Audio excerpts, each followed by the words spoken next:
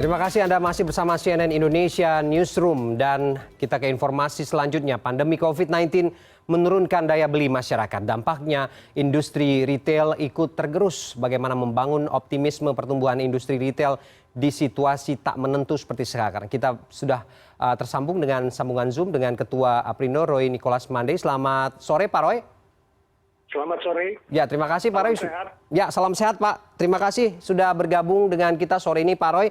Langsung saja Pak Roy kita diskusikan topik kita sore ini soal industri retail. Kita ingin konfirmasi, betulkah di situasi sekarang hari ini industri retail semakin terpuruk Pak Roy? Atau apa catatan Anda soal ini? Baik, terima kasih.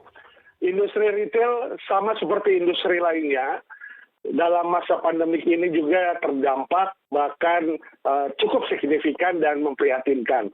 Kita ketahui ketika pandemik mulai 1 tahun yang lalu, kita semua sebagai masyarakat, sebagai setiap kita yang beraktivitas tentu harus menghindari dan menjaga kesehatan, menghindari COVID dan menjaga kesehatan kita.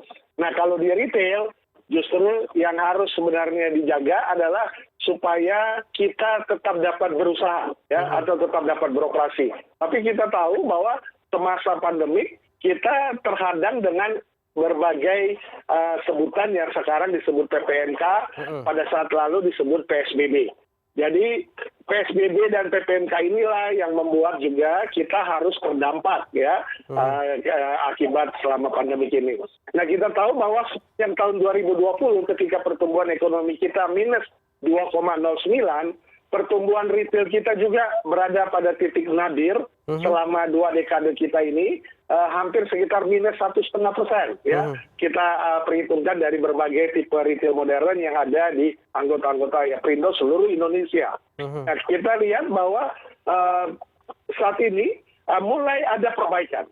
Mulai ada perbaikan ketika ada 2 hal yang menjadi mengemuka, yaitu yang pertama, PSBB itu sudah digantikan menjadi PPNK mikro, PPNK ketat atau PSBB atau apapun sebutannya, lockdown parsial atau apapun juga yang pernah terjadi di berbagai kota di Indonesia, sekarang sudah disebutkan menjadi PPNK mikro. Nah, ini sangat mendukung. Poin pertama, sehingga diharapkan ada perbaikan kinerja dan kita harapkan 2021 selesai dengan semangat pemerintah mendapatkan pertumbuhan 4,5 sampai 5%, maka kita juga optimis bahwa kita akan positif setelah kita minus 1,5% sepanjang tahun 2020.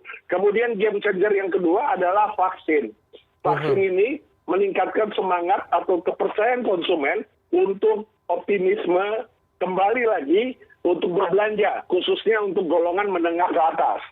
Sementara yang menengah ke bawah sangat apresiasi ketika pemerintah akan terus dan meneruskan yang namanya bantuan langsung tunai. Sehingga ini dapat memperbaiki atau juga menjaga daya beli konsumen Indonesia. Nah, ini 2 hal inilah yang berharap banyak kita di tahun 2021 akan lebih baik dari tahun 2020. Artinya saya simpulkan sementara bahwa kemudian pergerakan masyarakat yang terbendung oleh situasi pandemi seperti sekarang ini yang membuat tergerusnya industri retail, ditambah juga dengan adanya vaksinasi program secara nasional yang sedang berlangsung.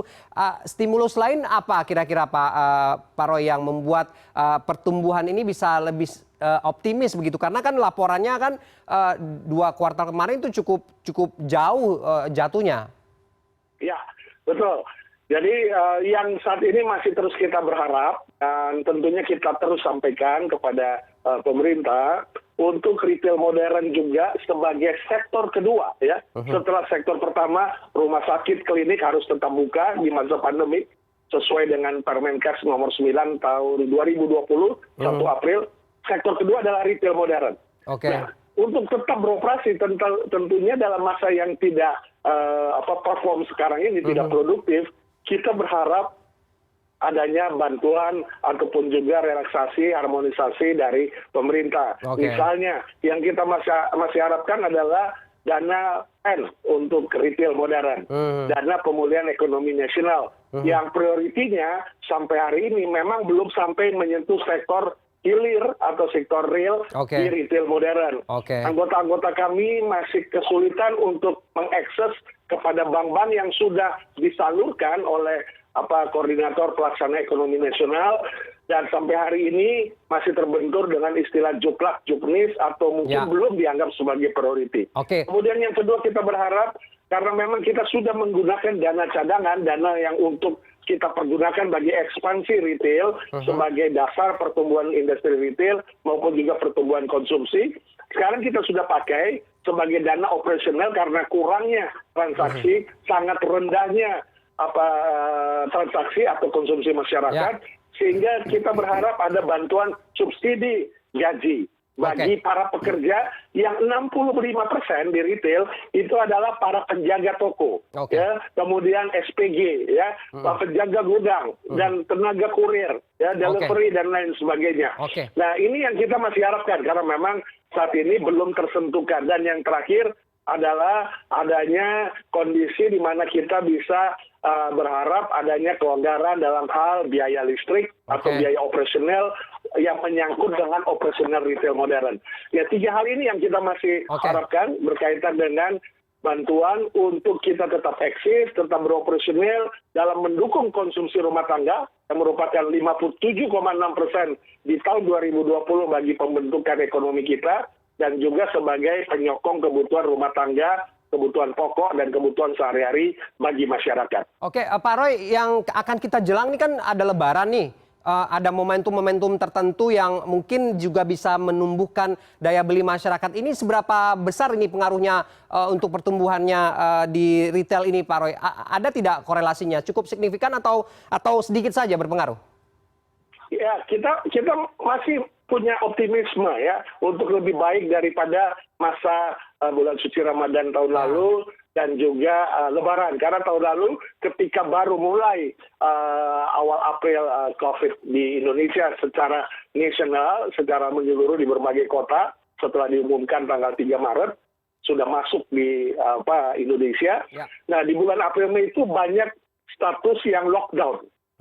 Ya, lockdown itu yang artinya memang mall dan retail tidak bisa beroperasi karena masa itu adalah saat penyebaran yang tertinggi. Nah, kita ketahui sekarang positif rate kita sudah rendah ya, sudah berkisar di angka 15%, dan kondisi tingkat kesembuhan kita meningkat drastis. Jadi berharap tentunya apalagi adanya game changer terhadap pengadaan vaksin yang semakin meluas.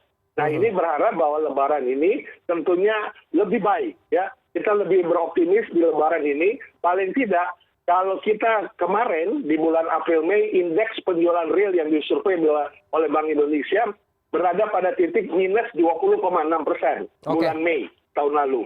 Bulan Juni minus 17,3%. Bulan Juli minus 12,4%. Jadi masih kontraksi positif tapi masih dalam keadaan minus. Nah, kita harapkan pada saat ini, Lebaran tahun ini, kita lebih baik. Tidak minus 20,6 tapi menuju kepada positif. Ya, artinya kita mendekati ke angka-angka yang positif sehingga memang diharapkan di semester kedua vaksin sudah mulai terbagi lebih luas, optimisme keyakinan konsumen untuk kembali berbelanja untuk yang menengah atas yang sekarang menahan belanja itu dapat lebih berjalan baik, dan juga tingkat bekerja ya, tingkat tenaga kerja lebih lagi dikaryakan karena ekonomi sudah mulai bergerak. Dan yang dirumahkan sudah mulai bekerja dan lain sebagainya, maka di mulai tengah paruh semester kedua kita sudah mulai positif. Jadi diharapkan di Lebaran ini tentunya lebih baik daripada tahun yang lalu.